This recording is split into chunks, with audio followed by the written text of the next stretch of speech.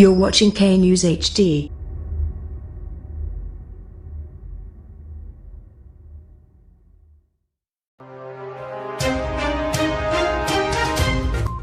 سابق international cricketer Majid حق بھی اس بیماری کا شکار ہو گئے۔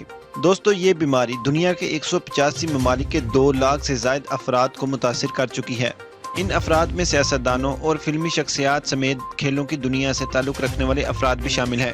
پاکستان سپر لیگ کھیلنے والے انگلش کرکٹر ایلیکس ہیلز بھی اس بیماری کا شکار نظر آئے، تاہم انہوں نے برطانیہ پہنچ کر ٹیسٹ کے نتائج مثبت آنے کی تردید کر دی۔ اس کے علاوہ پی ایس ایل کے دوران ہی پشاور زلمی کے کوچ منتخب ہونے والے ڈیرن سمی نے واپسی پر آئسولیشن اختیار کر لی۔ ان کا کہنا ہے کہ مجھے یہ بیماری نہیں، لیکن احتیاطی طور پر 14 روز کے لیے آئسولیشن میں جا رہا ہوں۔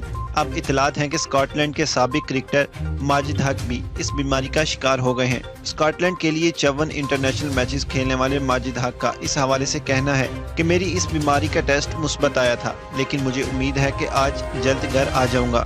دوستو، اسی طرح کی مزید اپڈیٹس حاصل کرنے کے لیے ہمارے چینل کو سبسکرائب کریں، ساتھ بیل آئیکن کو ضرور پریس کریں۔ ویڈیو پسند آنے کی صورت میں لائک اور شیئر ضرور کریں۔